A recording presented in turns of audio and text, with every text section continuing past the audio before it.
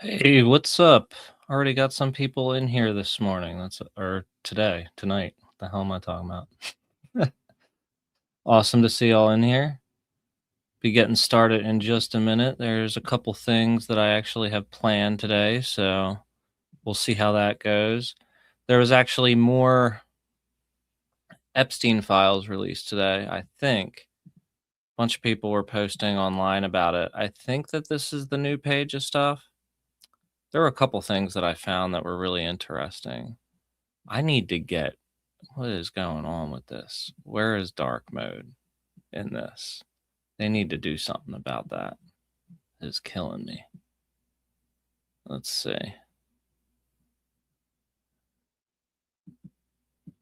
So yeah, I got a couple of other things I was going to cover too. There's that banned CECOT episode that was pulled off of CBS, I guess because it made things look too bad. There's already been similar documentaries that have been put out with similar information. I'm not sure which made this one so scary for the administration, or if CBS was just trying to, proactively impress the administration and stay on their good side. I'm not exactly sure what's happening there, but I was able to actually find the episode that was pulled because it aired in Canada, and a couple of people pulled it or ripped it off and put it on archive.org.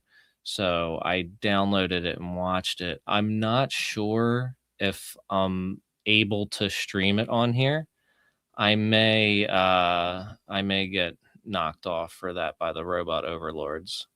But I can basically play another one that's very similar and just give some context that's added from the other video. Basically, the only major difference was that they just kind of described the torture that was happening more in depth, um, which I mean, they still went pretty hard in the videos that are publicly available already.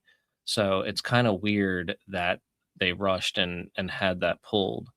But I'm gonna start with some random stuff while I'm waiting for people to get started of just other interesting stuff I saw.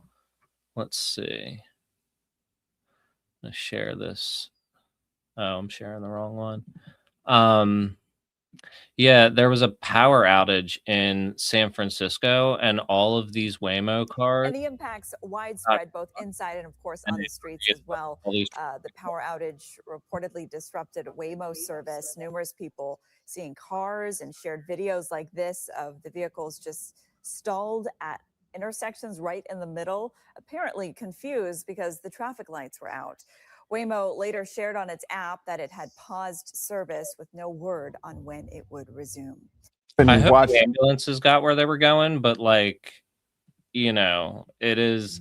If I didn't see an ambulance in that shot, I would have been laughing at the situation because it is wild to imagine that there are just like these self-driving cars all over the city, and then they just stop when the power goes out, and then the power's already out, and then it just creates more chaos, which it sucks to be in it, but it just that dystopian shit, it is wild sometimes.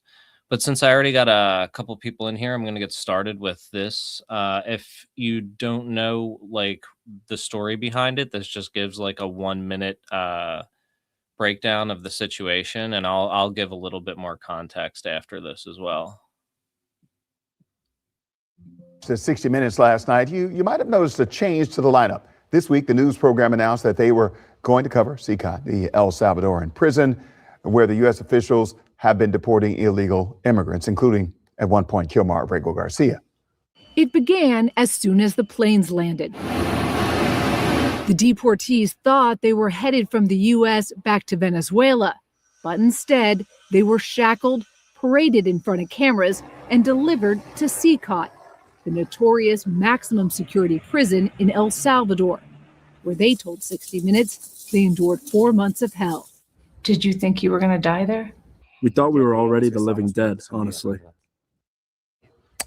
However, just 3 hours before airtime, 60 Minutes announced that they would not air their piece on CECOT, but that it will air in a future broadcast. No other reason was given.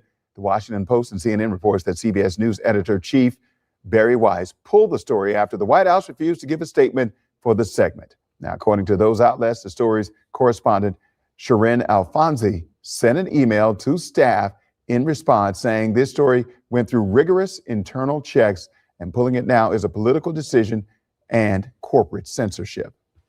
Paramount so this is like the first major,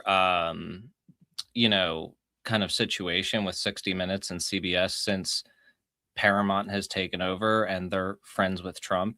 This is kind of one of the first major showdowns, I guess you could say. And the whole staff at 60 Minutes has been like revolting. And that could be a part of the reason why it still aired in Canada, unless they already had the footage because it was already approved, which seems to also be the case as well. So there's a chance of that. I was able to watch it and it was pretty nuts. It described the torture that was happening there, and it was happening across the board to everybody, no matter who they were. It was like if you were entering that prison, you were getting the hell beat out of you on a pretty regular basis. You were being put in like pressure positions where you had to like stay in the same position at all times, which is recognized as a form of torture. They never turn the lights off in that place, which is another form of torture. So there were a lot. Oh, and they had like sewage running through the prison, and like they would only allow you to bathe yourself in like the sewage apparently, and that they would apparently put you in solitary confinement if you tried to like bathe with clean water that you were drinking with, the small amount of clean water that you had access to. So it sounded really, really nuts. But the messed up thing about it is that it is over now. This particular, at least us sending people there, they still have El Salvadorian citizens there, and most international human rights groups recognize it as a concentration camp or a torture camp. So that is still going on there, even though we aren't sending people there. But the conditions that exist in the facilities that are actually here are really bad as well. And the goal has been to kind of replicate what they have built down there and to try to loosen the ethical standards that we have so they can get away with that. That's what Alligator Alcatraz was all about. Luckily, that was shut down too. But there have been an alarming amount of deaths at these facilities. 2 in the past week that I was able to find. And that's just from looking around a little bit. So that it's kind of scary as to where it's going, but this story has been out quite a bit. So it's definitely weird that they are really making a big deal about this, because it's honestly it's called more attention to the situation. And I think I'm not really sure, but I think that it's probably a management deal. I don't even know if the Trump administration told them not to do it. I just think that the people who have taken over this massive network, especially Barry Weiss, they don't know what they're doing, and they're probably trying too hard to please the administration. And now they have like blown this thing up to where nobody has been talking about CECOT for months, and this probably would have just passed. But now it's a massive story, and everybody's trying to hunt down this episode, which is probably going to go viral online and be seen by more people than would have watched it on TV. But it's concerning on a censorship level too, because Paramount is trying to get into everything. As we can see right now, on the video I'm about to put on, it seemed like Paramount was out of the bidding war for Warner Brothers, but now they are trying to sweeten the offer.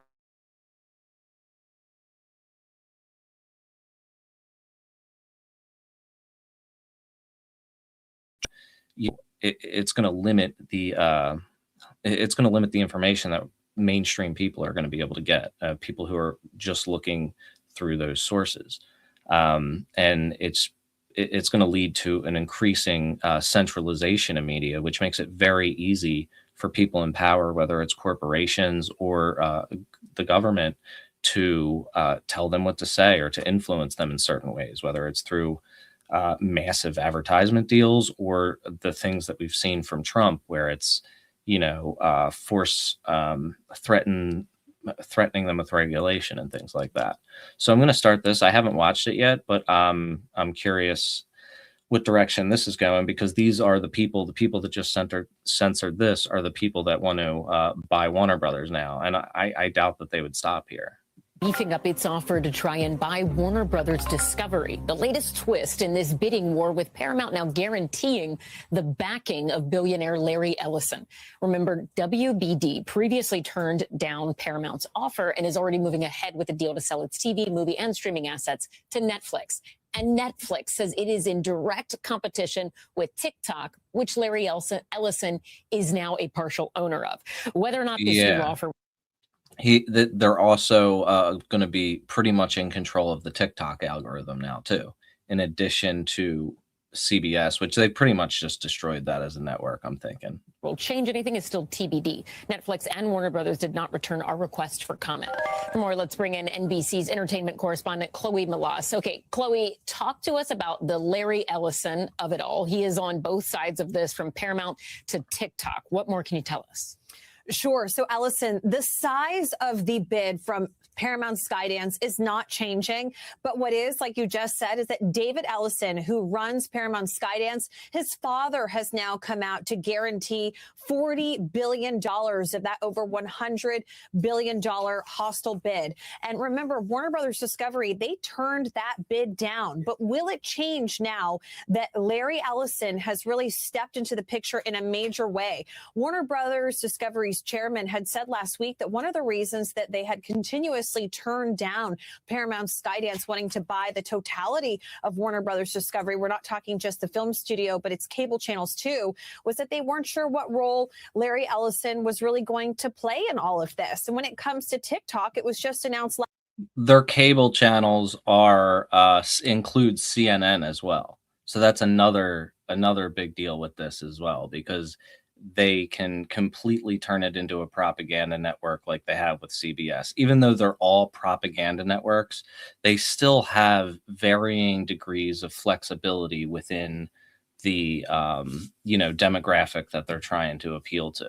But you could really see where CBS has been trying to hammer very specific viewpoints over the past, couple weeks since it's been taken over. Last week that Larry Ellison's Oracle is now going to own part of TikTok US. And this is very significant because Netflix, I would like to point out, has said that they view TikTok as a major competitor. It's one of the reasons why they want to buy Warner Brothers Studios in the first place. Ellison.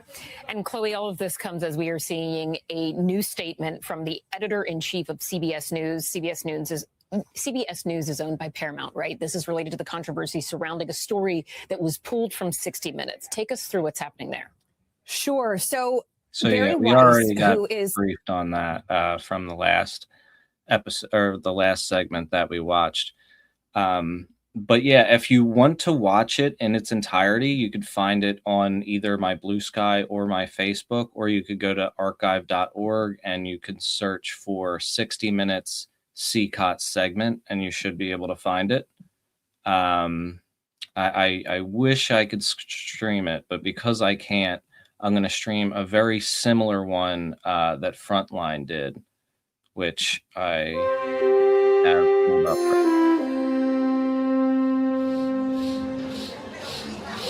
There's a lot of subtitles in here, so I'm probably going to have to Mi nombre es Juan José Ramos Ramos. Yo soy de todo un poco. Soy electricista, soy técnico en reparación de teléfonos, también soy pintor. This is one of the Mi nombre es Lina Margarita Ramos Hidalgo, soy su madre.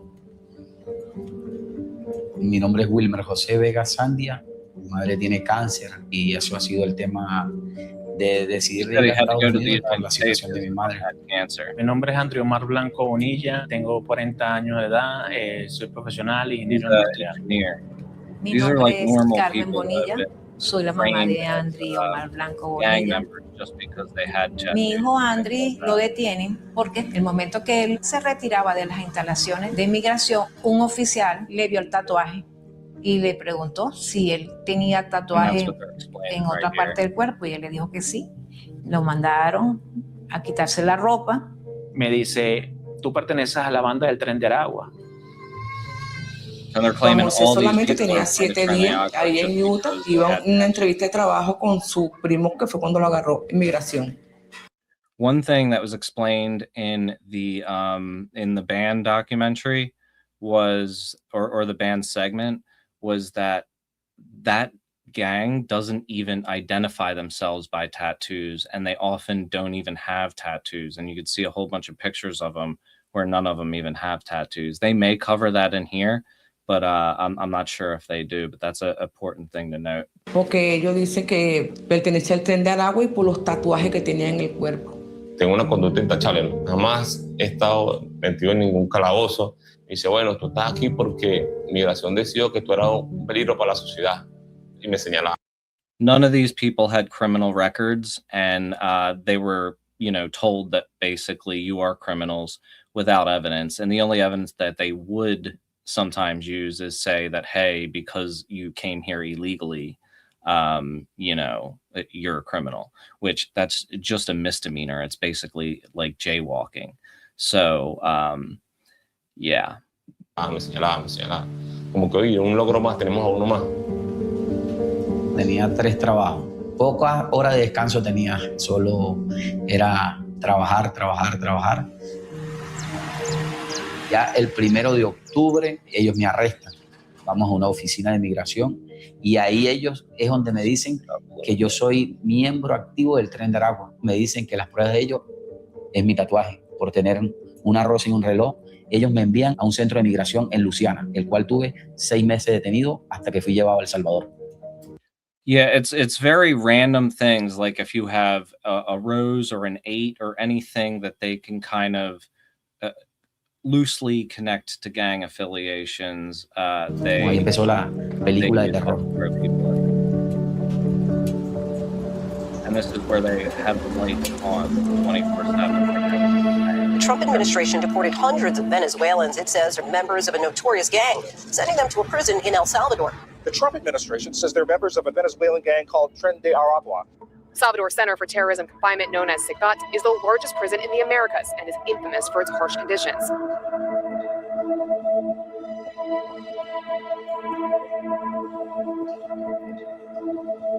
And yeah, like I said, among the 3% of people that had criminal records that were sent there, like only 3% criminal records, and of those 3%, most of them were probably immigration violations, exactly like they're saying there. Just because you had a tattoo. Like that is. Tengo tatuado a un padre abrazando a su hijo sobre los rieles del tren, pero es un tatuaje donde primeramente me lo hice por mi hijo. I have a tattoo with a pig in a cop's uniform, so I'd probably not make them happy. When I got arrested, they asked me if I had any tattoos, and I told them like just my wedding ring on my hand, and they just were like, "Oh, okay, that's weird," and then they dropped the subject because I did not want to show them the cop or the pig cop.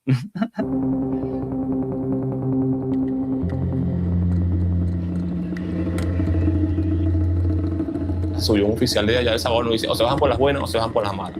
¿Cómo se van a bajar? No nos vamos a bajar. Ah, bueno, por las malas. Y nos empezaron a golpear con los rótulos. Nos dijeron, bienvenidos al CECOT, Centro de Confinamiento con Terroristas. Aquí se van a morir. Miedo. Terror. Sabía que lo que venía no era fácil. Nos hacían hincar en contra de nuestra voluntad y a golpes Hubieron muchas personas que gritaban, pedían ayuda, auxilio. Las esposas estaban a un punto tan apretadas que nos hicieron lesiones en los tobillos, muchos botaban incluso sangre porque nos cortábamos con las mismas esposas. Vulgarmente nos decían, camina. Yo recuerdo que le dije al oficial, no puedo caminar, si me aflojas las esposas, yo puedo colaborarte, pero no puedo caminar. Fui golpeado al punto de que me desmayé. Me llevaron arrastrado hasta que llegamos al módulo, me tiraron, pegué mi cabeza contra el piso, me despierto y le decía adiós, porque estoy aquí. Cuando yo veo la noticia del Salvador del domingo, me angustié. Yo ya presentía que él estaba allá. Me puse a ver la foto que publicaron en El Salvador y lo reconocí. Me sentí como madre un dolor muy grande, muy profundo al verlos todos a ellos ahí pidiendo auxilio. Sentí que el mundo se me vino abajo y nos empezaron a meter de 10 a 15 personas por celda. La comida sabía a jabón, era impresionante, los baños asquerosos, tomábamos agua de la misma que nos duchábamos. En las cloacas, cañerías de aguas negras dentro de la celda. Hubieron personas que tuvieron enfermedades respiratorias a raíz de eso. Las paredes llenas de moho. Dormir en la lata porque las camas son de hierro. Yo decía, ¿qué tiempo vamos a soportar esto? ¿Cuánto tiempo vamos a aguantar? El precio de you don't get out there, like except for the people that were brought back, it is somewhere where people go and never come back. Tener una buena higiene dependía de una paliza. Yo me quise bañar escondido y me vieron, pues. Me sacaron al pozo, a la isla, y me empezaron a golpear. Y un oficial me pegaba, o sea, a los oídos como para que yo me escatalizara, y luego en la sien, ¿sabes? Y me empezaron a dar muchos golpes, como por 2 horas. Entraba todos los oficiales que estaban de guardia a pegarte. Incluso muchas veces fue el mismo director del penal a pegarte. Yo no veo mucho por un ojo, por tanto que me pegaban en la cabeza. Llevaban una celda de castigo, el hueco se llamaba eso. Eso es una celda que está sellada totalmente, solo tiene un orificio. You know, the few experiences that I've had with the U.S. prison system, it was not much different. I've seen people in medical emergencies and you know, prison guards just laughing about it. So I wouldn't be surprised. Donde entra un rayito de luz nada más, ahí podías estar 12 horas, 24 horas, 16 horas dentro de ese hoyo. Ahí durabas el tiempo que ellos quisieran. Recibo un golpe. And in the other one that was pulled, they have like some influencers going through there and describing the exact situation and kind of bragging about it and how cool it is. And then they were interviewing the guards who were basically saying the same thing and kind of confirming the victims' stories. So that may be another reason why it was kind of declared to be a volatile segment. There was also a statement from CBS that I'll get to after I play this. En mis partes íntimas, como diría, de una patada que me dieron, y aún estoy padeciendo de eso. Decíamos, yo prefiero morirme o suicidarme yo que seguir viviendo esta experiencia. Que todos los días te levantaran a las 4 de la mañana para decirte para seguir escuchando las rejas a tus hermanos como los golpeaban, que muchas veces pedían auxilio, pedían que ya, no me pegues más, prefiero que me mate. Hundreds of men accused of belonging to a Venezuelan criminal gang have been released from a high-security prison in El Salvador. I don't want to be associated with this shit. Now they've been sent to Venezuela in a prisoner swap between Caracas and Washington. Yeah, and it's wild that they're even denying the mistreatment when it's being bragged about of how hardcore it is. De repente me dice, prendan el televisor porque está hablando del vuelo que llegaba, y ahí yo terminé de confirmar, mi hijo regresa a casa, se acabó mi pesadilla. Era volver a tener a mi hijo en mi brazo como la primera vez que nació. Cuando ya aterrizamos aquí en Maiquetía, pude ver que mi mamá me estaba esperando, mi familia, mis hermanos, mis hijos, mi abuelita. It's good that many of them Eso fue el mejor recibimiento que pudimos tener. Crazy that they had to go through this. They're probably traumatized. Todavía me ha costado asimilar que estoy en la calle. No va a ser tan fácil de olvidar la pesadilla que pasamos. Ahora voy a donde mi madre, voy a estar con mi madre, la voy a cuidar, la voy a proteger, voy a dedicarle el tiempo que Dios permite.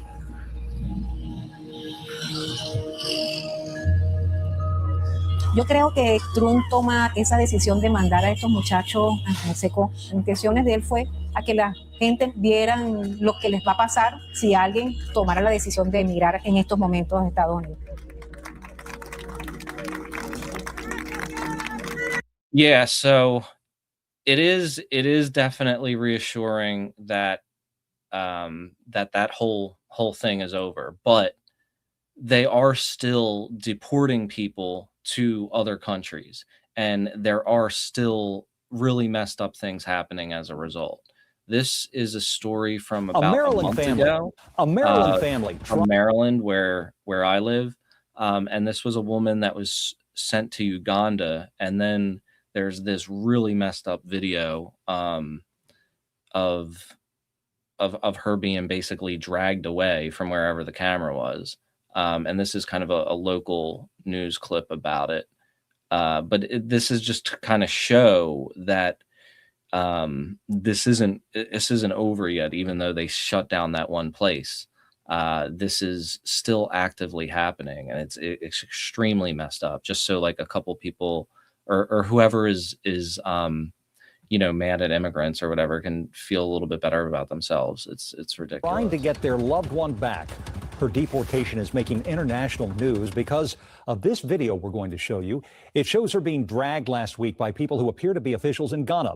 The woman's attorney says she was deported from the U.S. after living in our area for more than 30 years. NBC News has reported about dozens of deportees being sent to Africa from the U.S. since the summer, part of a new third country deportation program. And as Tracy Wilkins and the News 4 I-Team report tonight, the video is raising questions from her family about how deportees are treated in other countries.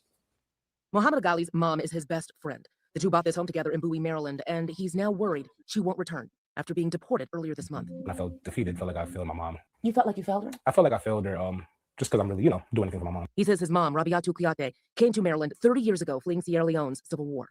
Muhammad was born here in the U.S. and says his grandparents joined them here and became citizens. Kuyate never became a citizen, but was a nurse with a work permit and was required to check in with ICE every year. But things quickly changed during her July check-in. And they called her to the back, and they said, yeah, Rabiatu, you have an order of removal. So, we're detaining you.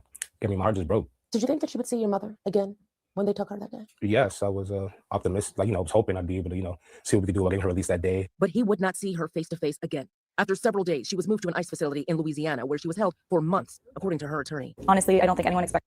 That's another thing that they do is they move you as far away from your home as you possibly can without any kind of indication of where you're going. So it's impossible for your family to find you and get you any kind of legal help.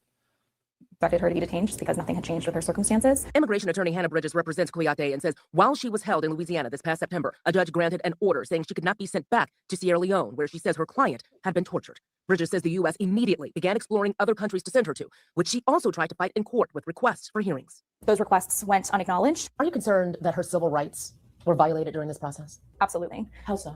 She should have been given notice and an opportunity to seek protection from removal to a third country. And the government had multiple opportunities to do this. Bridges says earlier this month, Kuyate was flown from the U.S. to Ghana, a country she's never been to before. Hi, Mom. Muhammad called his mother in Africa while we were with him. She says her wrists and ankles are swollen from being shackled for the 10-hour flight. She said some others had it even worse. There was another guy on the floor. That guy, they trained him from the head down to the feet. They said, if you don't cooperate with us, that's how we're going to tie you. Kuyate told the I-Team she and other deportees were sent to a hotel in Ghana. She says she was there for 6 days before this happened. A so-called civilized A bus arrived society to take her should to not Sierra be Leone, doing this. even though an American judge ordered she could not be sent there. Her attorney says she was ultimately sent there anyway, although she resisted. That's when they dragged me. So they bumped the back of my head. The I-Team obtained multiple videos of the dragging that were sent to her family. Kuyate believes the people in the green uniforms worked for Ghana's Luckily, government. she's These are alive. pictures of some of the injuries she says she sustained after the dragging. That's insane. The video went viral overseas, and several media outlets in West Africa reported that the Sierra Leone High Commission, which is like its embassy in Ghana, said it's aware of the incident and will investigate. We asked the Ministry of the Interior for Ghana about this. They acknowledged our email, but didn't answer our questions. We received no response from Sierra Leone officials. I consider America my home. It's like I built relationships there. Kuyate says she's safe for now in an undisclosed location in Sierra Leone, as her family sits in the home she owns in Bowie.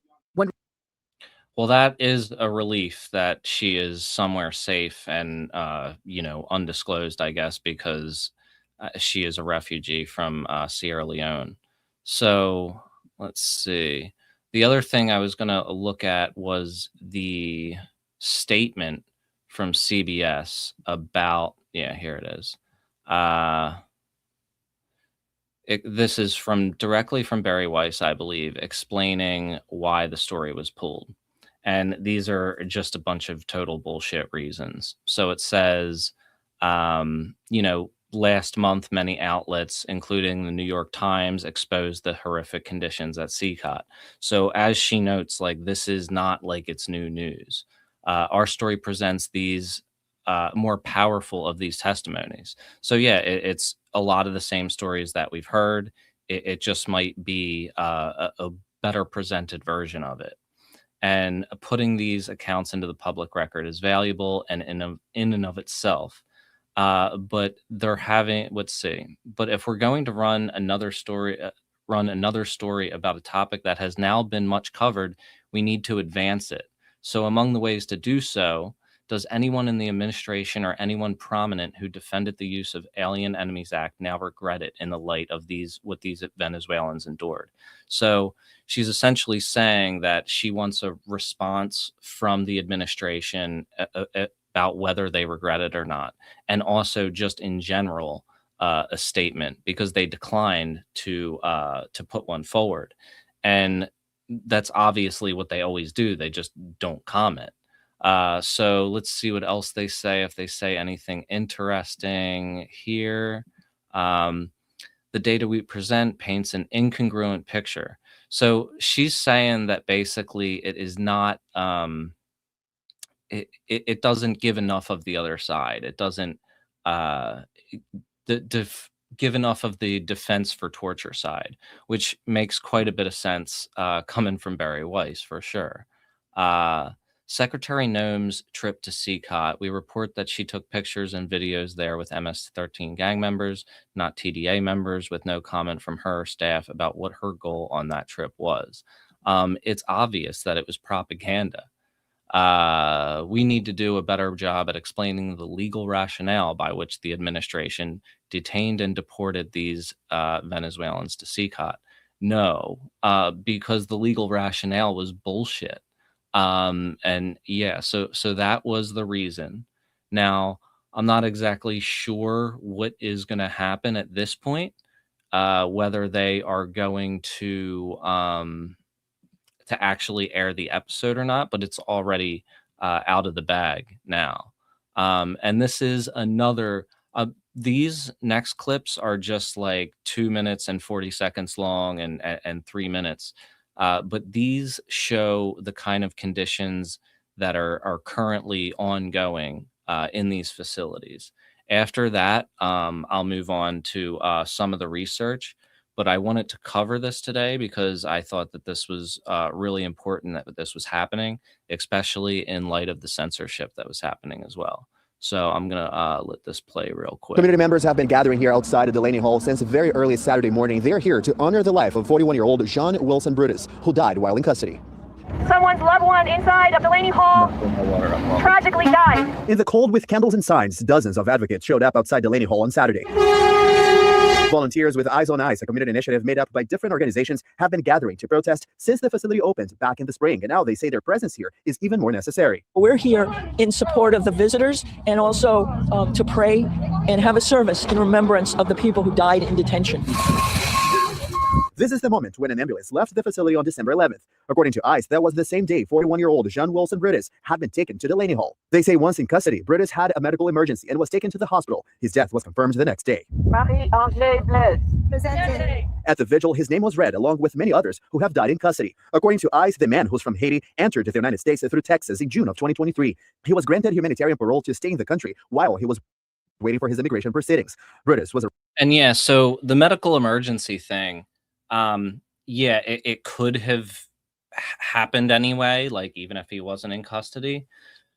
But with the way that they treat people and they ignore medical, emergencies, and they kind of, people are malnourished, that there's a lot of factors. There's the mold factor in these places and how gross they are. And so, yeah, it's not as simple as just he died of natural causes. arrested a total of 4 times, but ICE did not tell us if he was convicted of any crime. We want to show them compassion and to make sure that they know that there are people in the world who support them. Delaney Hall is operated by Geo Group, a private company that received a $1 billion contract to run the facility.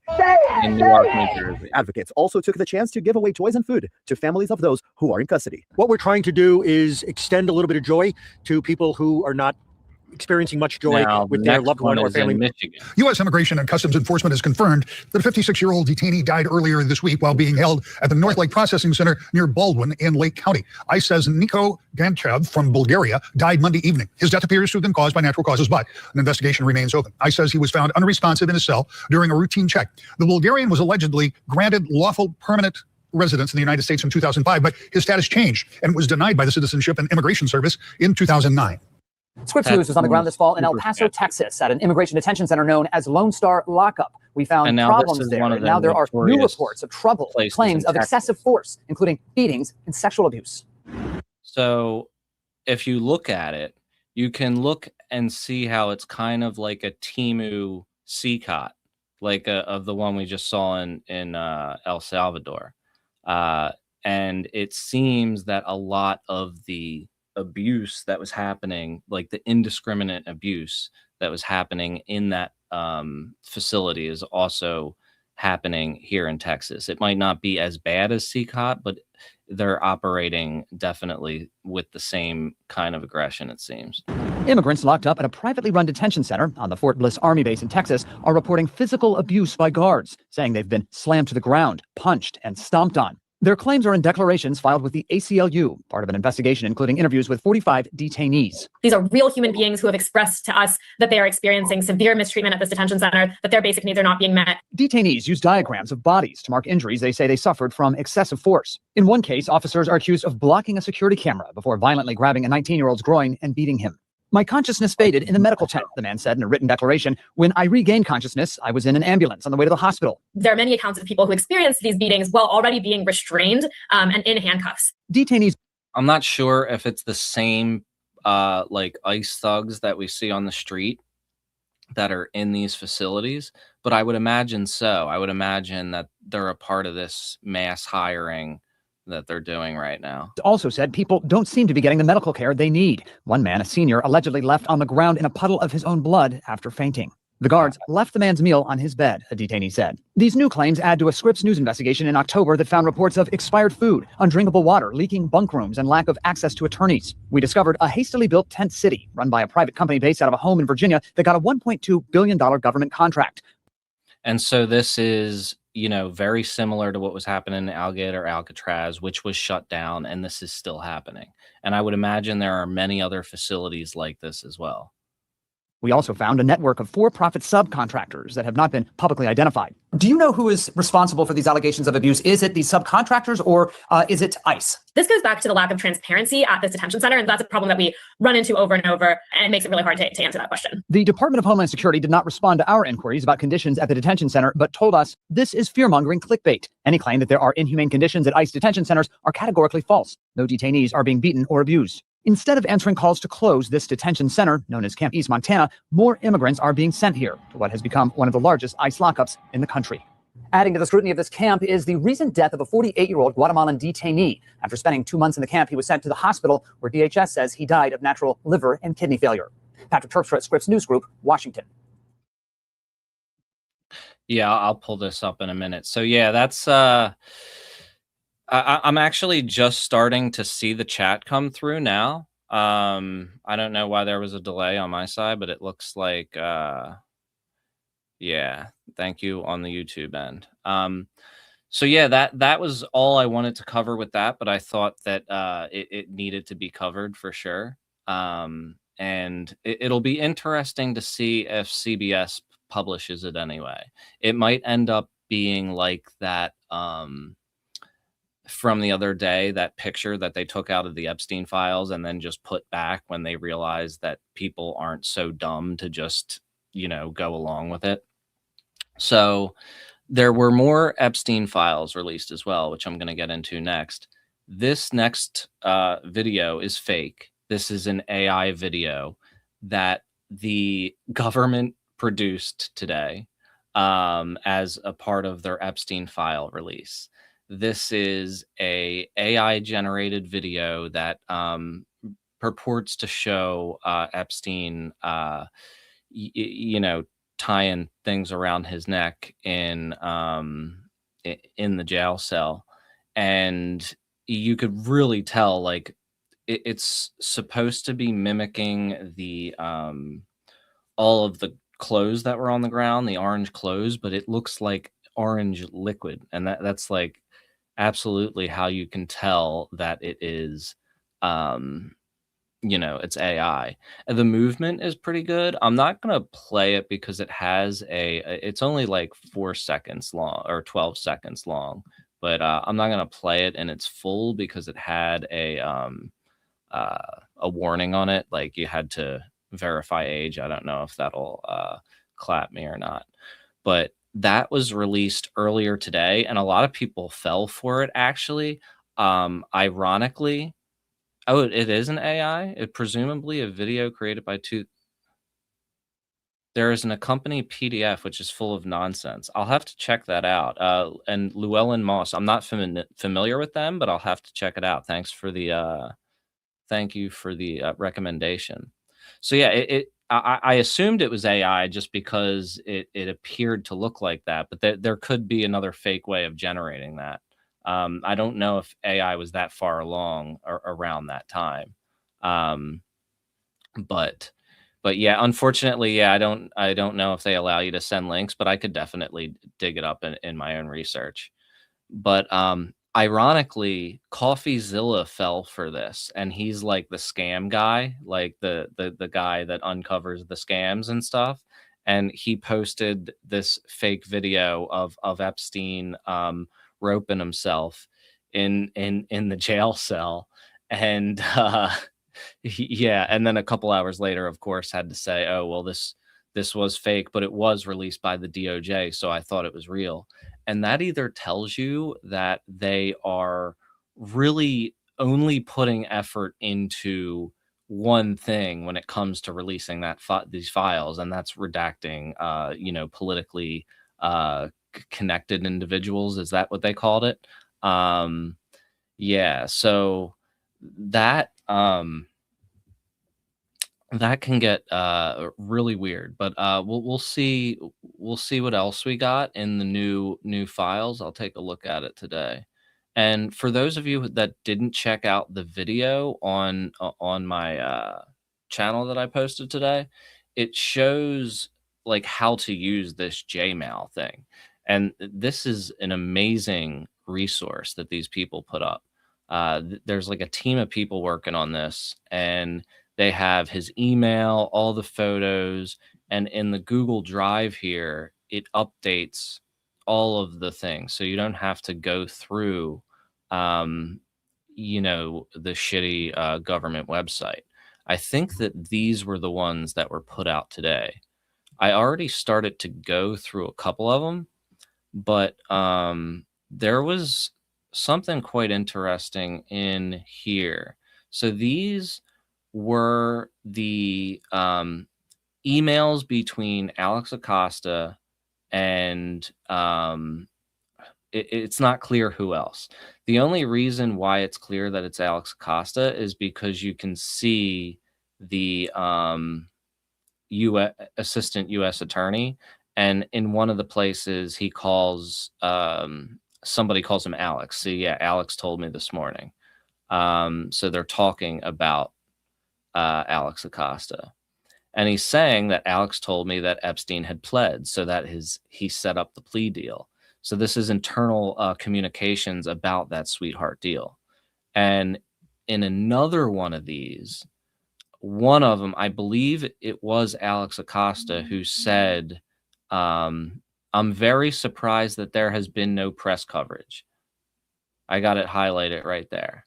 And that, I believe, let's see, all those names are reactive, but there were context clues, and they at least work for the assistant U.S. attorney.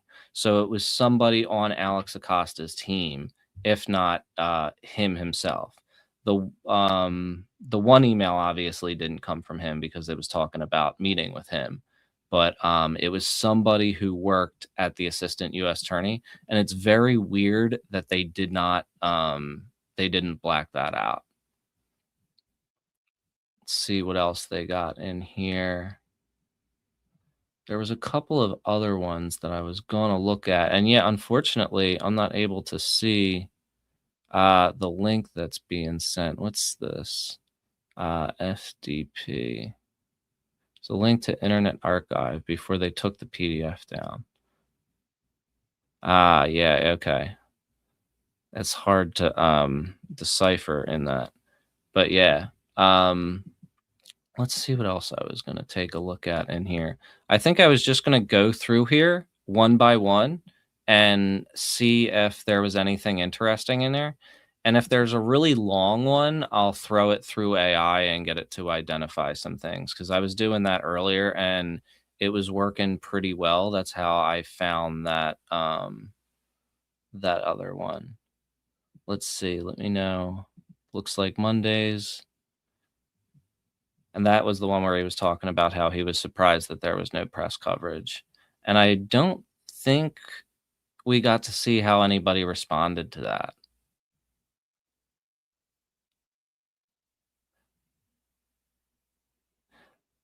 And there was another thing in here that I had made a note about earlier, where they essentially had to put special language in the deal to ensure that he would actually be incarcerated, because they thought that like he would wiggle out of it, and which he basically did.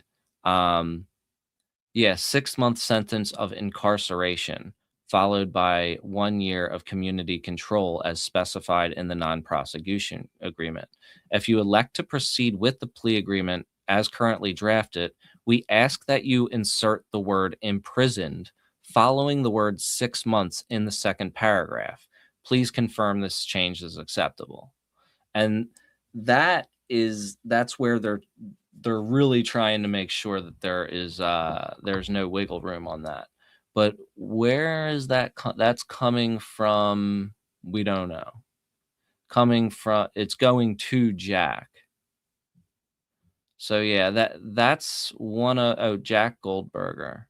How is he involved with the Epstein case? Let me check this out. He's an attorney in West Palm Beach. Let's see. Bring it up here.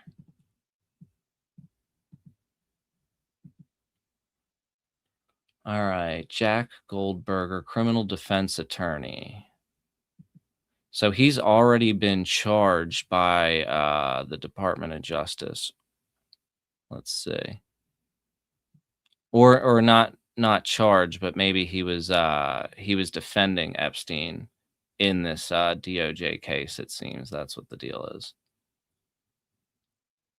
Alan Dershowitz and defense attorney Jack Goldberger. Okay.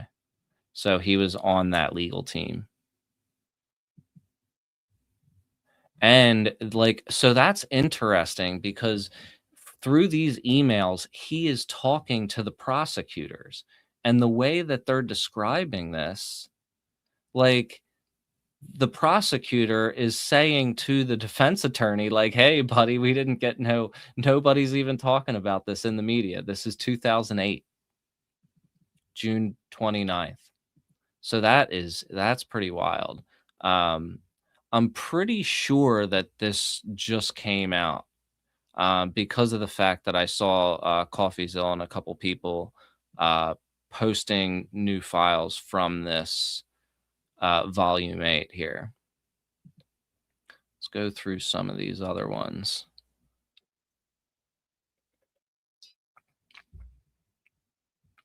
Do we have any names here?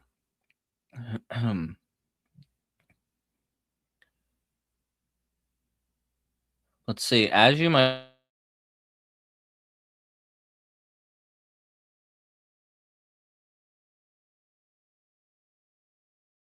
call the U.S. Attorney's Office. Okay, now we know who it's from. Haven't received. We need to know as soon as possible the very basic facts, such as time and cause of death at the absolute minimum. Okay, so this is 2019 after he died. It has now been hours since this was reported publicly. Please advise when we can expect to receive either a written report on those basic facts, or we can have a call to get that information to relay as counsel. It is extraordinarily frustrating to have to tell them that we have less information than the press. Oh my God, that's amazing. Passed away. I should start from the bottom and go up. Yeah, I always forget to do that with these.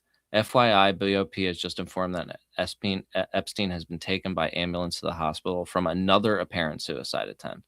Yeah, that there was an alleged first attempt, and not much is known about that. It would be interesting if there's some more details that come out about that during this new dump here. Let's see. They say, thank you for telling us. What do you mean by past? Thanks. Wow. So it is frankly unbelievable to me that the BOP is issuing public press releases on this before telling us basic information so that we can relay it to the attorneys who can relay it to his family. So they were leaking stuff to the media before. This must be his defense attorney. Yeah. I'm not sure if these are sent from the same people. This one is from the U.S. Attorney's Office. We know. This one sounds like it's his attorney, unless it's also from them. But that'd be kind of weird, unless the U.S. Attorney's Office is in contact with his attorneys, which would make sense.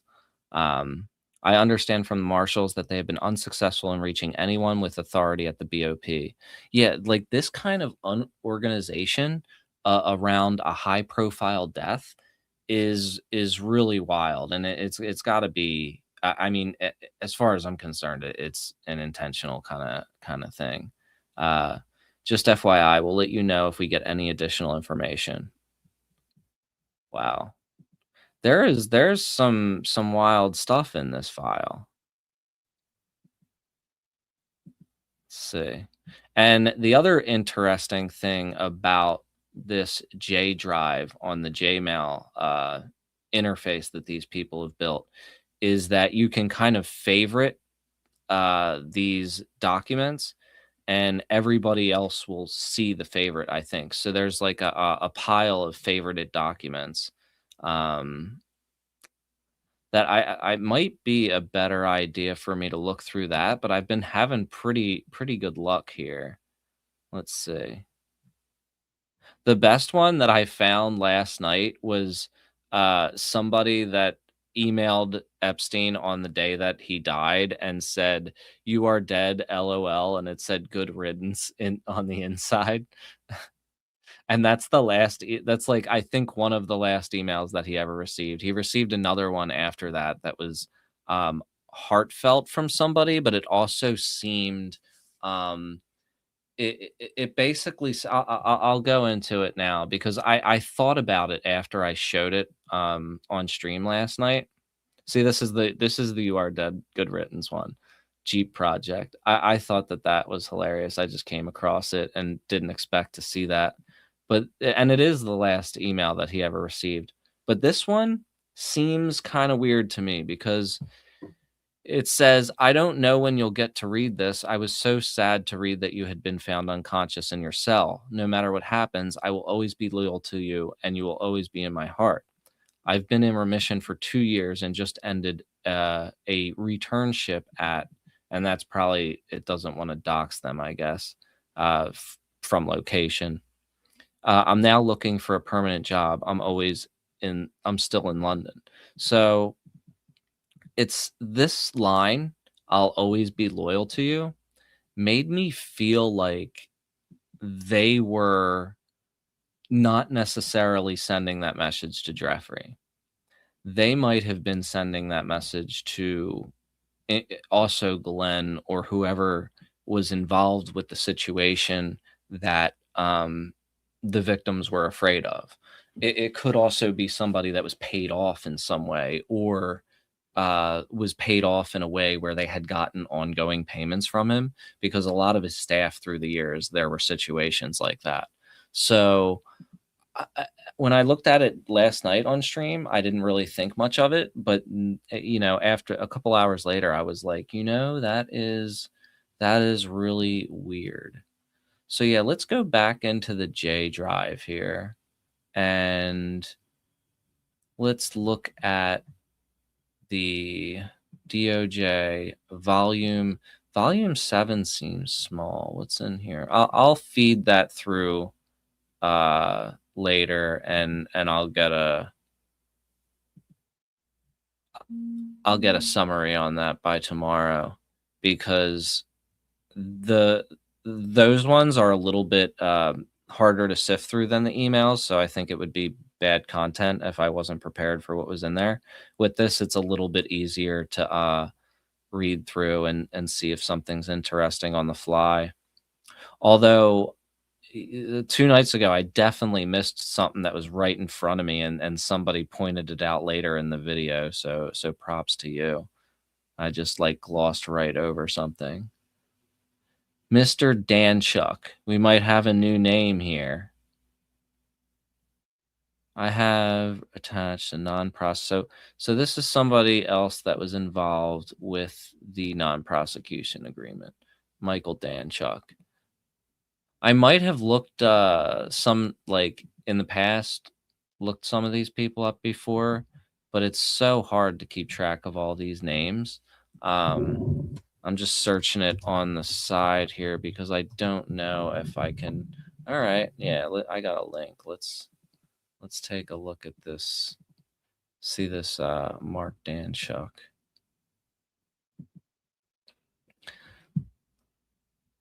All right, plaintiff, and this is from the 2008 agreement. All right. And these are a lot of the people involved, I guess. Brad Edwards, that's the victim's attorney for sure. Counsel for plaintiff. Okay, so that's one of the victim's attorneys, Michael Danchuk. So don't want him catching any strays here. Let's see what else we got. Here, Roy. Who is Roy? Roy Black. To Roy Black from Jeffrey Epstein. Please review the attached letter. This might be somebody who's involved with the U.S. attorney, it seems like. Yeah.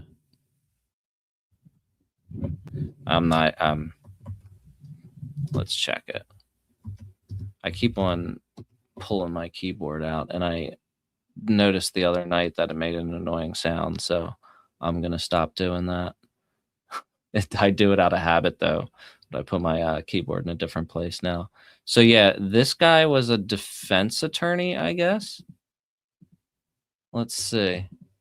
Bring it up here. This might have been one of the guys who defended Epstein.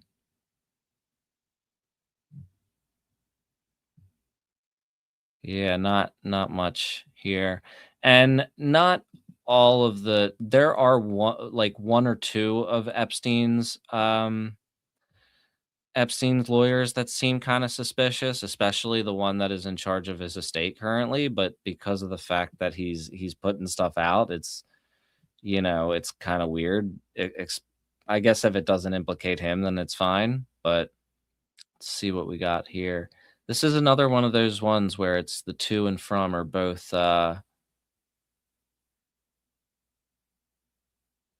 blacked out. And it's looking like in here there's like nothing but the judges' names. So what I also want to do is, after I look at a couple of more of these from volume 8, I'm going to look at the ones that people are favoriting and see if there's anything super valuable there. The only reason why I didn't jump into that right away is because I would imagine there's a lot of stuff that's been done previously on there. Another thing that I saw that was good was, or interesting anyway, was that when Epstein was killed, there were separate investigations into like 19 different high-level people, including Les Wexner and a couple of other people. Let's see. This is talking about evidence, about hard drives and CDs, but these are just looking like they're pictures of Epstein. It doesn't say anything about like blackmail material or anything like that. Certainly copy all productions on date onto a single hard drive. Let's see. My understanding from the MDC is that for security purposes, the laptop will be kept in a locker to which only 2 lieutenants have access. So they were like on lockdown with this evidence from Epstein. Now, it is because of the fact that everything hasn't been released. Nobody knows if they actually have or if certain things were destroyed or not. Like if the discs that we saw with the different people's names on it in some of the old photos, if that stuff was destroyed or not. I guess once the full amount of documents are put out, because I think they know how many documents there are. They know at least how many gigabytes there is. And so people will be able to deduce what kind of stuff was held out and what could possibly have been destroyed. A drive and a CD containing a new Discovery production in the above reference case are now available for pickup. So they're just discussing like evidence handoffs in these, in that one anyway. See something highlighted in here. Epstein would often use the redacted, credacted@gmail.com. Oh, so this was another one of these emails, and they're redacting it because somebody would probably be able to hack it. And then let's see. William Mook, the head of Mook Industries in Columbus, he said he met Epstein after pitching an investment opportunity in September 2005 to Ed Radznak, an executive who helps select Victoria's Secret models. All right, so let's check out William Mook, Epstein. Oh, I keep on doing that thing with the annoying sounds. I gotta kill that habit. Jeffrey Epstein, William Mook. Let's see. I think I might have found some stuff. I'll keep that window open and I'll look for this other guy as well, and then I'll just switch the windows. So let's see. So it's a little bit easier to, so I don't have to leave this page here. See if there's anything else of value before I research those two people. So this was, I mean, it seems like everybody high up at Victoria's Secret was kind of a creep, but that's not shocking at all. In Epstein's infamous little black book Contacts, first published by the now defunct website Gawker. I talked about that the other night, Gawker, and how they were kind of awesome before they got stamped out by Peter Thiel. There are hundreds of names, dozens of phone numbers are listed for Wexner for his home. A lot listed for Trump, too. I think Trump had like a dozen numbers or something like that in Epstein's book.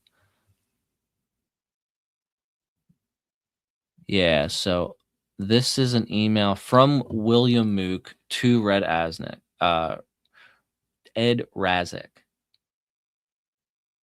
He's talking about a $600 million deal worth of jet fuel. What? All right, so he's throwing numbers around. Let me know if there's any interest by Jeffrey Epstein or anyone you know. So this is to Ed. So Ed might even know Epstein better than this Mook guy. Mook guy does. Let's see. Let's first look up William Mook.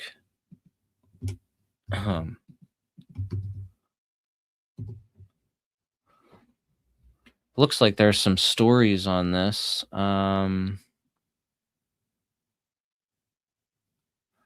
Let's see. This guy doesn't have much of a profile. Let's see if I could look up Mook.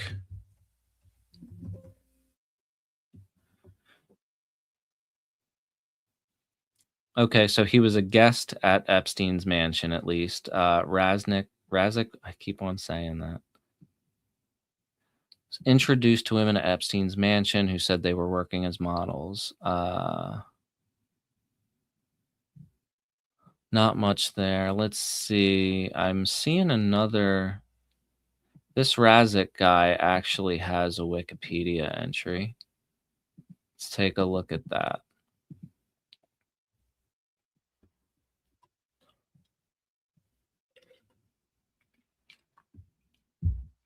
He's got allegations. Let's see.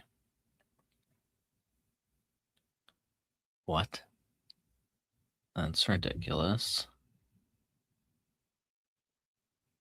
Okay. In 2020, the New York Times reported that Razik provided over an entrenched culture of misogyny, bullying, and harassment. Interviews with more than 30 current and former executives, employees, and contractors and models allege that Wexner and Razik played prominent roles in cultivating the toxic environment. Like, yeah.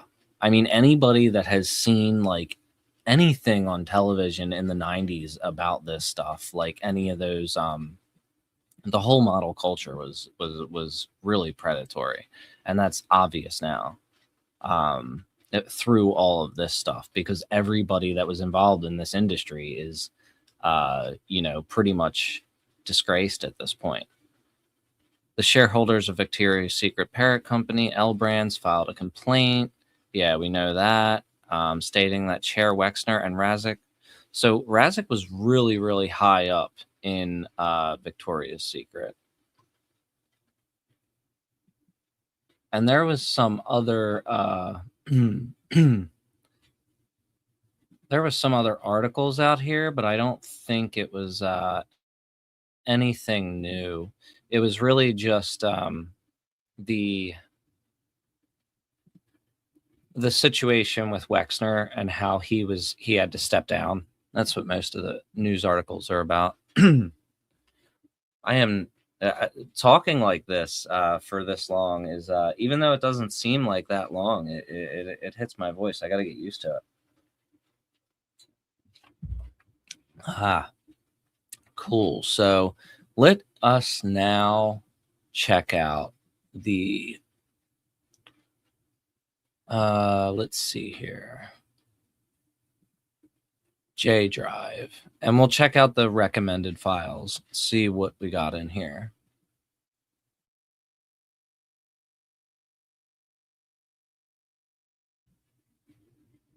All right. So why is only it says, oh, okay, I got to click on that. Now this, I believe, okay, that we can't listen to all that. That is the audio recording of Todd Blanche interviewing Maxwell in the prison. See what this is.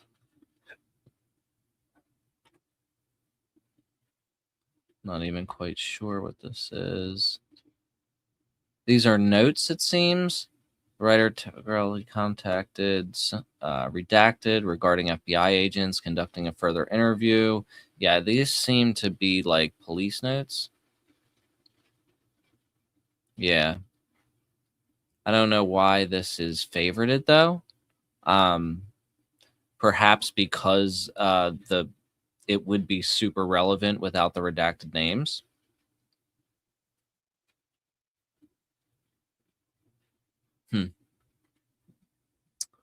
All right, let's go through a couple more. Then I want to go through some emails, because we didn't get to look at the Bannon emails last night, and I thought that there would be a lot of interesting stuff in there. Jack Scarola. Says, when is this? 2020. So this is after he died. So none of these people will probably be that important, but it might have details about the investigation that are important. So let's see. So this is when they are all trying to, this is after he died, when they're trying to meet to talk. This might even be for Ghislaine Maxwell's case. The unfortunate thing about this is they drop it with no context, and they do that intentionally because of the fact that they are stalling, and they you know, it takes time for journalists to sift through this, even though there's a crowdsourced effort right now of like 1 million people looking through this stuff. What's this? Yes, he confirmed that. Oh, okay. Yeah, this is when one of Epstein's victims tried to swim off the island, and they took her passport and everything. I don't know what this is from. Restless Pursuit, my fight for this. So this is from a lot of the things that were dumped today were any bits of information that were sent to the FBI when they were initially trying to charge Ghislaine Maxwell, I think. So in that case, since it seems there's not much interesting there, I want to go through these Bannon emails because I didn't get a chance to do that last night. And they had a very close relationship. And he also had a close relationship with Donald Trump as well. And there's only 81 in here tonight. I feel like there was more last night. I'm going to have to go back and watch the video.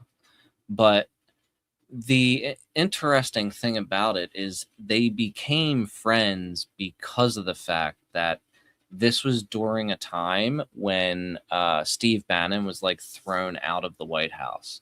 So he was beefing with Trump for that time. And Epstein had been beefing with Trump for a while too.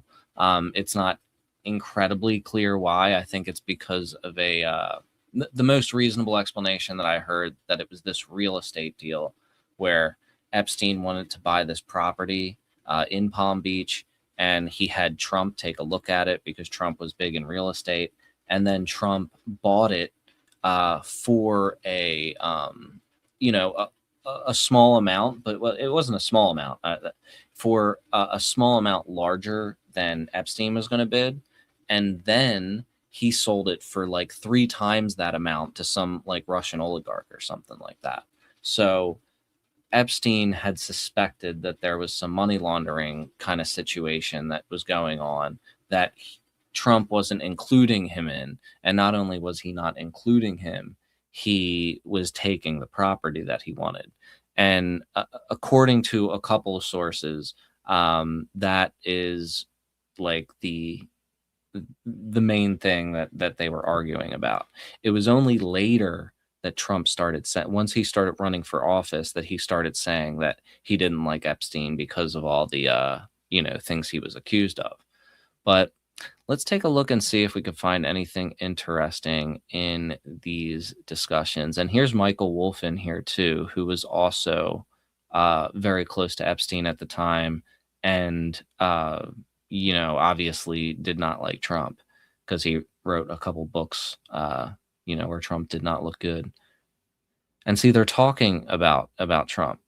Most of the conversations that these 3 men had were about Trump, because that is what they shared. That was what they had in common, was the fact that they probably at one time were friendly with Trump. And then, I think even Michael Wolff was friendly with Trump before.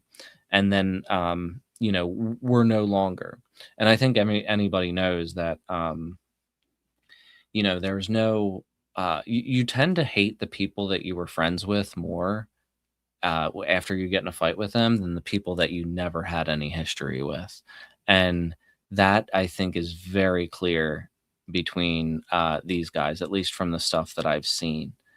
So it's like they're sending a lot of links to each other. Let's see what we got. Now it's just Who is that sending the confidential thing? No, it's Jeffrey. What a boomer thing to do for him. It's funny. None of this can be copied. Please note the information contained in this communication is confidential, which is ironic because it got hacked and millions of people around the world are searching through it now. Let's see. Yeah, see a lot of people in chat are saying that that it was the property issue. And that does seem to be the most plausible explanation for what happened. See, coin issues, paying coins, coin cooperative prohibitions. When's this? February 2018. So I thought maybe they'd be, let's see. So they're still talking about this. Obama administration justifiably concerned about sharing intel with Trump team. So this is them kind of talking about their theories on Trump. Let me go to an email that's subjected differently. I'll scroll to the bottom because I learned earlier that you got to start at the bottom to actually make sense of the conversation. Obama counterterrorism girl. Our crypto coin issues are U.S. based, tax predominantly, regulation, disclosure, etc. Worldwide, a whole different bag. Debit cards, USB, some bad shit, very bad. This is from Jeffrey to Bannon. Will Treasury respond to you re-crypto, or do we need another way in advice? NSA has them. What does that mean? NSA has what? That's a weird one. Am I gonna favorite these two? Yeah. See it, and it looks like a couple of other people that browse Gmail have favorited these particular entries. This is crazy. Did you ask him for Hillary emails? And they're talking about Bitcoin. Treasury is not driving. NSC is. This is interesting too, because this is 2018 and they're already talking about crypto and politics. Ruby's Italian immigrant parents taught him to be tight-fisted, but it was the Donald who introduced him to deal making. This is from Jeffrey to Steve Bannon. As a kid in the New Jersey suburbs, Ribbies rose before dawn to count the empty soda bottles at the family deli. So he's given some bullshit story.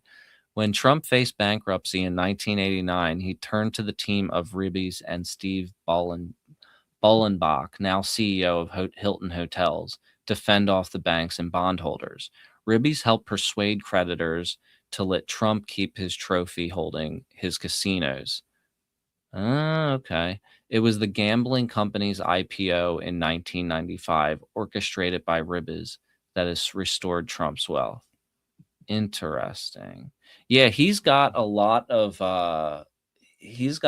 theories, Epstein, about Trump's money, how he's maintained his position throughout the world. They definitely have the technology to trace that. Chainalysis sees everything now, but it all depends. Like, they selectively go after people. Like, they will go after political donations and things like that. Like, they'll shut down an exchange where I think they did shut down exchanges where donations to Gaza were being facilitated from and stuff like that. But they don't shut down the scammers. They hardly ever shut down the scammers. And with Trump and the things that he's saying in here about how he was defended by these particular lawyers, and the he's like insinuating mob connections, and like a lot of people in New York definitely believe that Trump was connected to the mafia and the Russian mafia as well.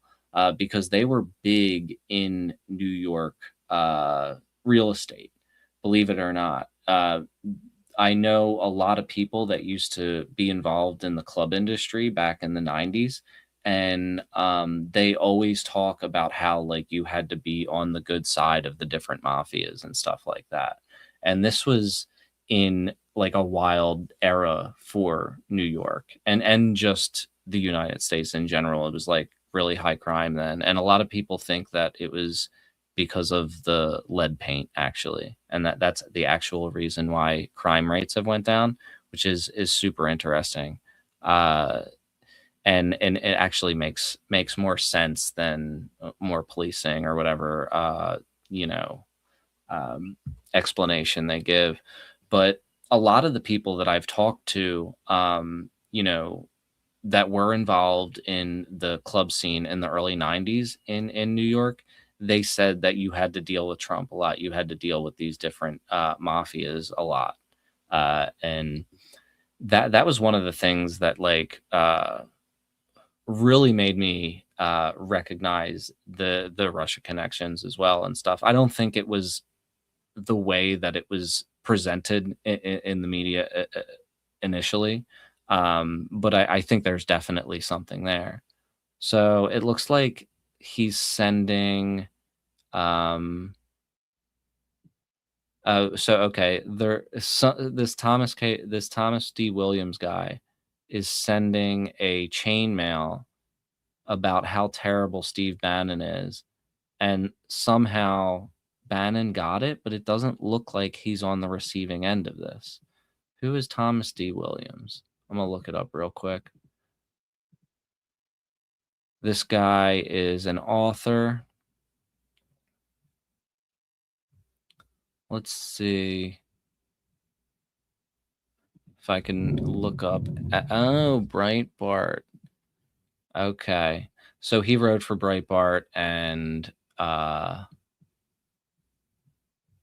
Bannon was heavily involved, if not the owner of Breitbart. I know that the original owner died, and that was the guy that Alex Jones said got shot by a heart attack gun. Yeah. So let's see if there's something. This is the German media one. A lot of this is them sending articles back and forth to each other, but you could kind of see like the content of it. Like, let's see here. Gates served this brother up. Mueller okay, it's that whole thing. That's not super interesting. NY Times Freudian slip. This might be interesting.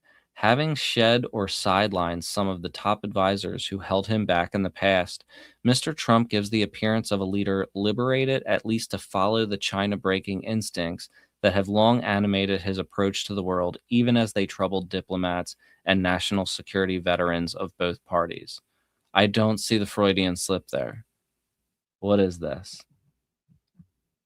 NY Times Freudian. I'm a favorite that and come back to that later, and see if I can decipher that, because I don't want to sit around and try to twist my mind around on that one on stream. About that FBI source, did the Bureau engage in outright spying against the Trump campaign? Importance high. That's what Bannon says. Let's see. What was the one I just how close is Donald Trump to a breakdown? That's what they're sending to each other. Okay. These more forwards. He had to have had another email with him. Whoa, what's this? By late fall, okay, guess who? By late fall, he sold most of his clothes, including his black winter overcoat. And so the snow and cold drove him to further humiliation. Who was he talking about? And by the time he arrived, he was exhausted. His feet sore, run by a philanthropic society whose principal support was the Epstein family. Oh, wait. I'm reading upside down again. Not only billionaire pedophile friend of Trump, but helps Hitler. Just what I need. Oh my God, what? Hitler, that's the men's dorm he lived in during those 3 dark years as a failed artist. Are they might be talking about Trump here. Oh yeah, maybe they are. Let's see if there's an email before that. Because it says not the only December 30th. Nah, this probably isn't related. Nope. One unusual thing about Powell's appointment is he's a lawyer, not an economist. Oh, so they're talking about Jerome Powell, who Trump now hates. Yeah.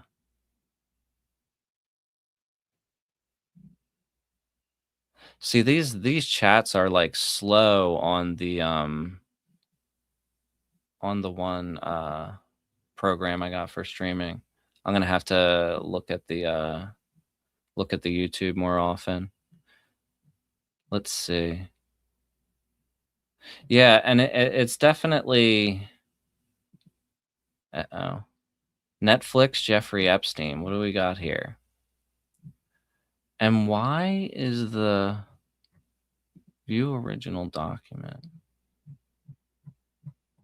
No. Let's see. Patterson, the perversion of justice team, and the guy making the Ted Bundy film. Sounds like a potential hagiography. I'm not familiar with that term. I hope it's not a slur of some sort. Patterson's book on Maya Flop,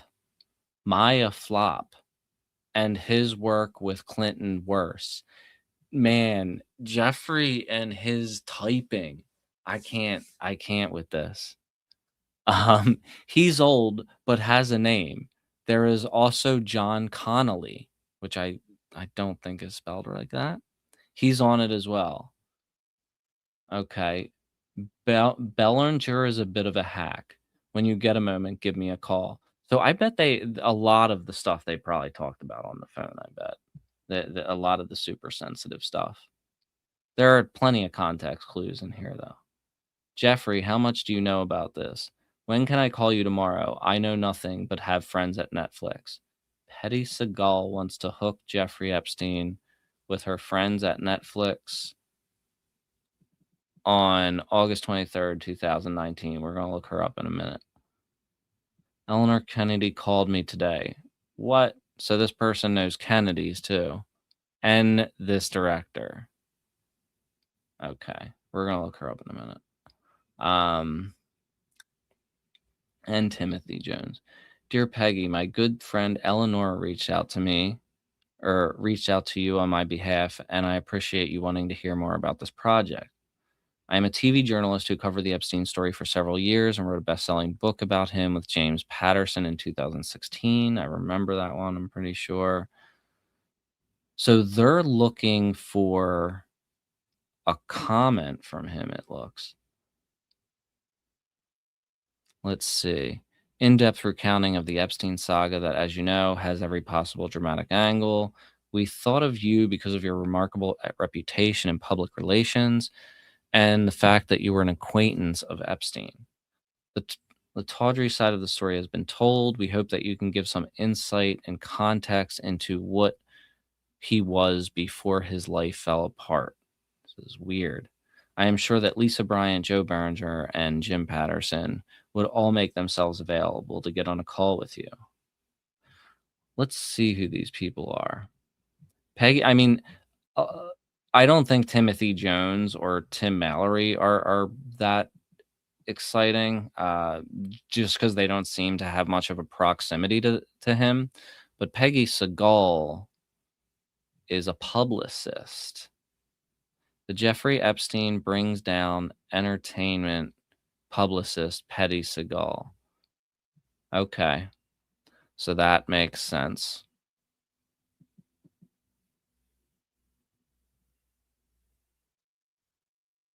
Oh, okay, good. I have never heard the term hagiography before.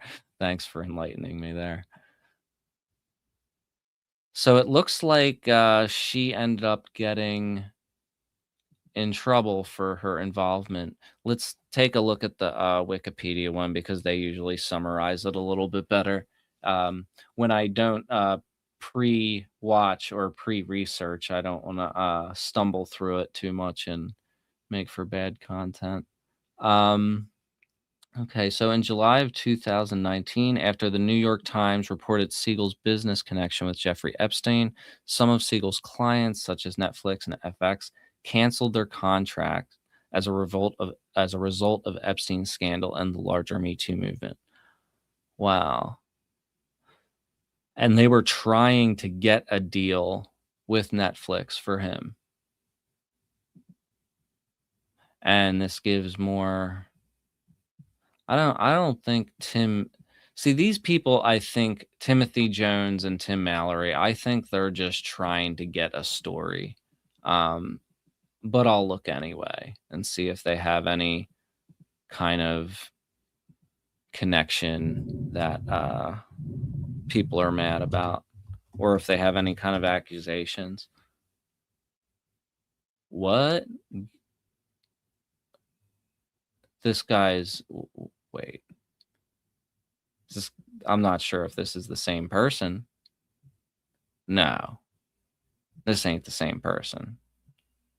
Let's do a search for Epstein in here. See, no, it's got the same name. I mean, Timothy Jones is a pretty. I don't want to see this Facebook thing. That's 12 hours ago. Former employee of convicted sex offender Jeffrey Epstein warned the FBI that he was okay, and threatened to burn her house down if she told anyone. Well, this was Marie Farmer, I think. I don't know why that's popping up in here. Yeah, that's Farmer. So yeah, I guess this Timothy Jones person, like I said, I didn't think he was relevant. It would have been weird if he was some crazy murderer. And Tim Mallory. Of course, like just because they happen to be in these emails doesn't mean anything. They're not as suspicious as like a picture, especially if they're like media contacts. That's why I wasn't that suspicious about the Michael Wolff stuff, just because he was quite clear about his relationship with Epstein and the fact that okay, so they wrote this book. That makes sense.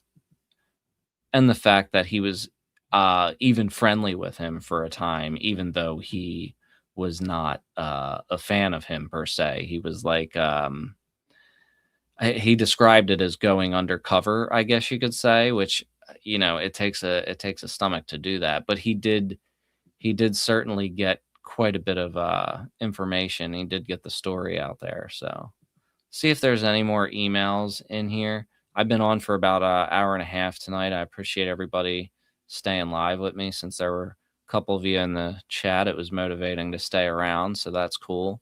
I think I'll definitely get better at stretching this out, and I've gone for almost a full week now, so I think I'm going to be able to stay dedicated to this. I enjoy doing it too. It's good to be back commenting on things and sharing you know, my thoughts with the world, because you go crazy just you know, not especially for me, with me being deep in things for so long, and then like, you know, stepping back, it's been refreshing to jump back into things. So I'm surprised that this batch of Bannon stuff only had a couple of interesting things. The other night, we didn't get to fully go through the Chomsky stuff, which I also think is going to be, you know, let's see, John Luke Brunel, not much. Ghislaine, see, this is where some interesting stuff was. We could look at that tomorrow because that'll probably be a big one. Let's see. Noam Chomsky.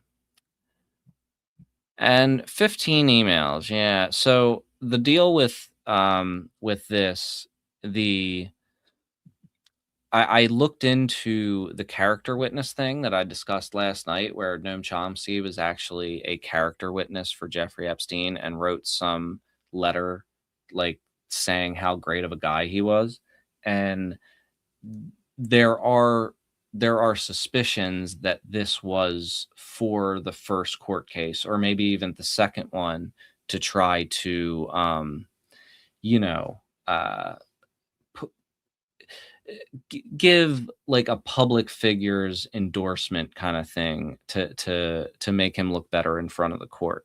It's not guaranteed that that was for, because there was no context with that release, but it's, why else would you write like that kind of recommendation for a really rich dude?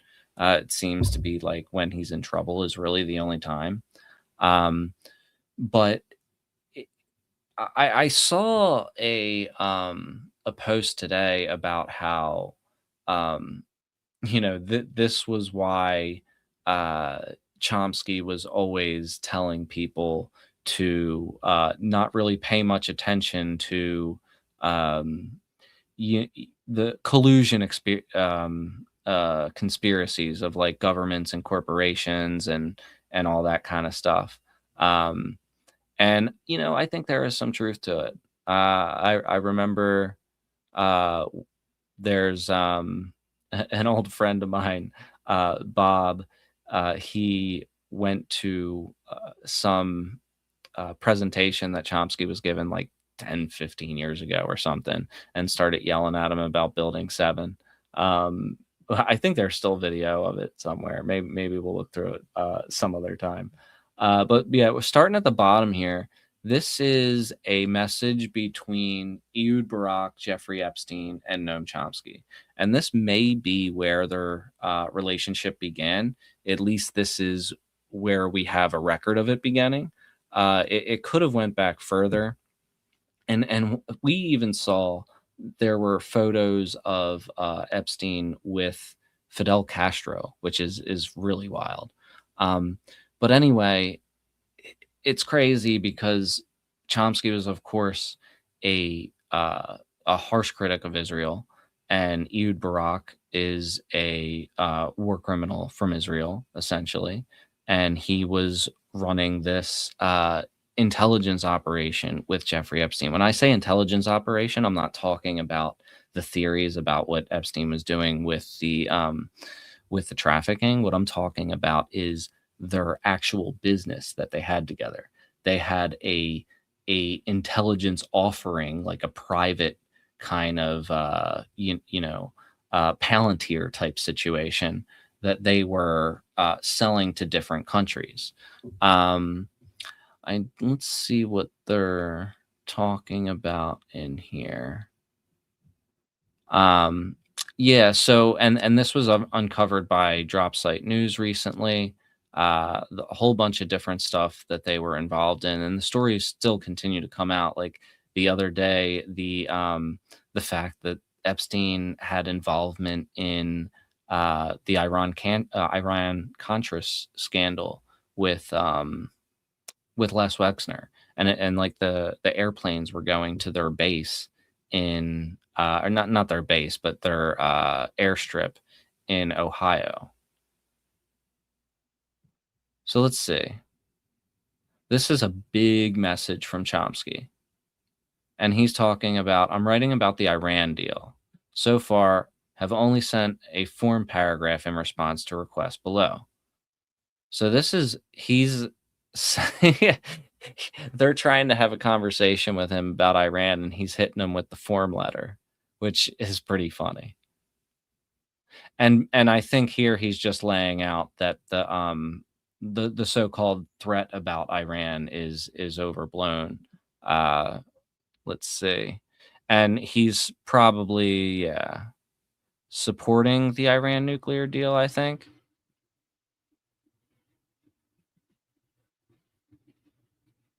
One simple way to reduce the threat of nuclear weapons would be to establish a nuclear weapons free zone in the region, as has been done elsewhere over U.S. objections. That's been advocated by the Arab states for 20 years with very global support. So let's see what they say to him. The mathematical model is quite beautiful, though the basic rules are simple once they run over and over again and produce the results you cannot tease. What is he talking about? He's responding to this a couple hours later. Wait. 11:57. Yeah. So I'm reading it the right way. He's responding to him with a mathematical equation when he is giving him his dissertation on Iran. And then he asks him, have you written about the Iran deal? Yes, he did. He just sent it to you. This guy is not giving people tax advice. I'm sorry. This guy is brain dead. What is he doing? Like, that is his contribution to the conversation. Let's see what Chomsky says. What you suggest is very much the model that has been current in behavioral sciences for many years. He's like entertaining this totally non sequitur response. It has a record colossal failure, and for good reasons. I think it's disproven, but keeps coming back, most recently with big data illusions. A child doesn't grow arms or legs rather than wings, or a mammalian versus insect visual system. The way an ant searches for food. Okay, I'm not. Rather, the path of development is sharply restricted, and evolution follows those constraints too. Acquisition of language and other cognitive achievements seems very much like physical growth. And that was Chomsky's other thing, was language. But why are they having such non sequitur conversations? Ants and evolutions, is like Jeffrey is talking to Chomsky. Jeffrey Epstein is talking to Noam Chomsky about they're nerding out on physics and ants. The physics and evolution of ant colonies, I'm guessing. Wow. And I think that this is why this is so disappointing for many of us, because of the fact that it shows that he didn't really take his work seriously. And that's not that you shouldn't talk to people that disagree with you, but he knows that this was 2015. In my first book in 2012, I had talked about Epstein, and I was just some 20-year-old hippie that was throwing raves and shit. I didn't know anything, and Chomsky should have known this. He was up on things. And he's in these circles, and he obviously didn't care, because Woody Allen had dinner with him and Jeffrey, and Woody Allen is even more notoriously a creep than Epstein was. I mean, even though Epstein has far surpassed Woody Allen now, but in 2015, Woody Allen was probably the more prominent creep, and Chomsky called him a great artist, saying, I don't have to apologize for spending my time with or having dinner with a great artist. I'm going off on a tangent there, but bad for them, good for you. No need to have only one currency. It's old fashioned.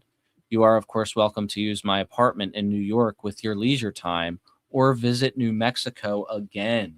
What? Wait. I don't think this was reported.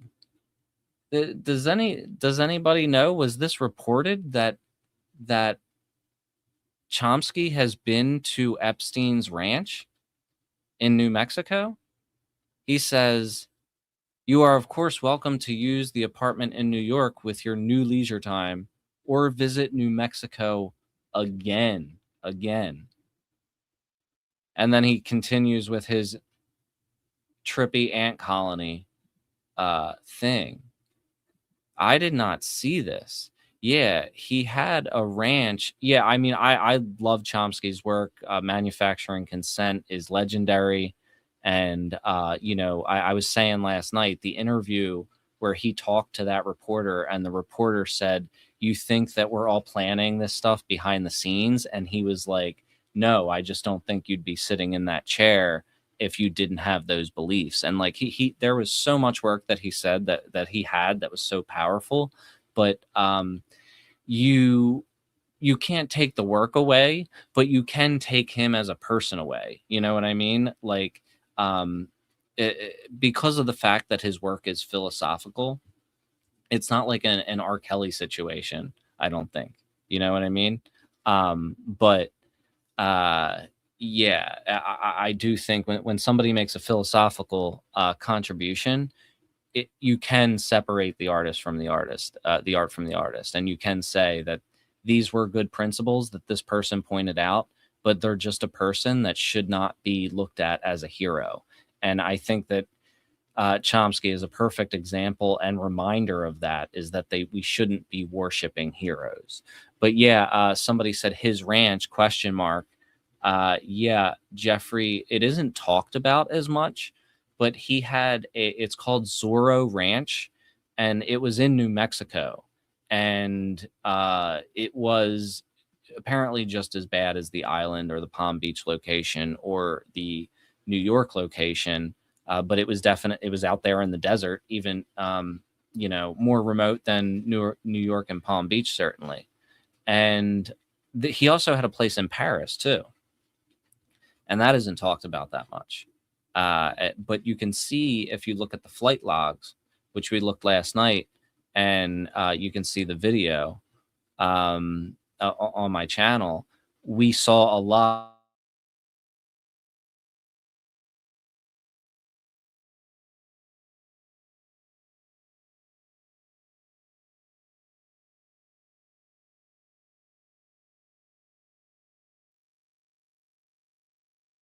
Okay, I think I cut out for a minute.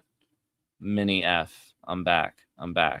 Yeah, Chomsky is very old at this point.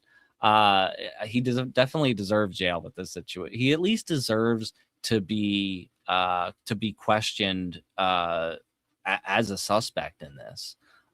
I don't like with him. I don't know if he was participating in that. Maybe that's just being naive.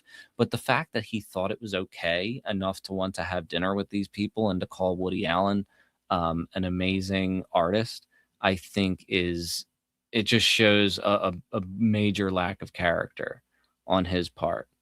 So that's the ones. And that was the Eud Barak, I believe. Only go to Greece if you feel well. I just had my plane to bring another lefty friend back from Athens to see a Jew doctor in New York, he says. I wonder who his other lefty friend is. That's quite interesting. And I wonder why he described the doctor like that. Very strange. I looked at this one last night. This was the thing with Lawrence Krauss. This was another guy who was associated with Epstein who got in trouble. I read what his ghostwriter said about him. Pretty scary. Reminds me of something I was told by John Snow, one of England's most sensible newsmen. He was with the press entourage accompanying Tony Blair on his visit to Saudi Arabia, and walking around one of the palaces one day, he saw Blair sitting in a room with a book in his lap, which greatly surprised him until he came over to talk. It was the New Testament. And then Blair started telling him about how delighted he and Sherry were with the gold door handles. This is Chomsky talking to Jeffrey Epstein with his wife CC'd. I noticed that your prediction was right about Trump's avoiding the White House as far too primitive. Must be driving the Secret Service up the wall. I'll keep in mind what you say about Trump's tweets, but they are hard to ignore. Whatever he may think, others here and abroad can't help considering the meaning of those words and take action accordingly. About meaning, it's not clear to me to distinguish the meaning of New York. However, it is correctly specified from the concept. Still don't see how to work out field models. So it's obvious that they were talking about Trump. One of Donald's closest people said that, remember, he has written 3 books, which makes him one of the few people in the world that has written more books than he has read.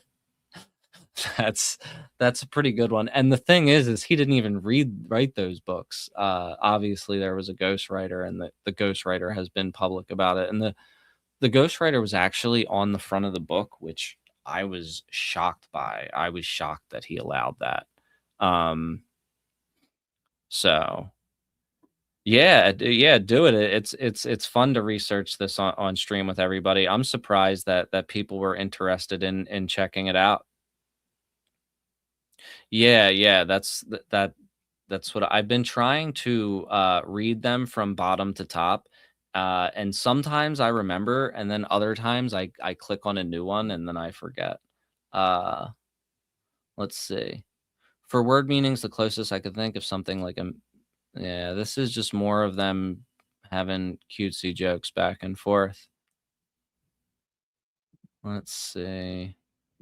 This is Chomsky's wife.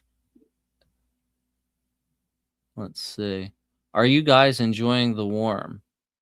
I wonder if he set up another thing for them. Dear Jeffrey, I arrived in Brazil on January 19th, knowing... Oh, wait. I did it again. Yeah. All right. No, wait. These are listed in the right order. It was going backwards the last time. It's very weird. I think it depends on if it's coming from or going to him. Let's see. Are you... Yeah. Shame it was all day yesterday. Oh no, we will have to compensate for it. Gnome has been racing for finishing some work before we leave, and I've been packing. But we'll find opportunities while in Arizona. Do you have plans to be there soon? Like, this is wild. Yeah, so Chomsky, big disappointment. I think it, like I said, it's a reminder to not hero worship. And he almost made it, he almost made it out of this world without getting exposed as being at least a creep allower. But yeah, I've been rolling for about 2 hours on this, and I gotta wake up early for work tomorrow. So yeah, I probably should be signing out. But I'm glad to have everybody with me tonight. And if you're just joining, you can go back and check out from the beginning when this ends. And I also have some really interesting videos on the channel where I explain how to use this Gmail system and all of the different features that it has, where you could look through different aspects of the Epstein files. And then I have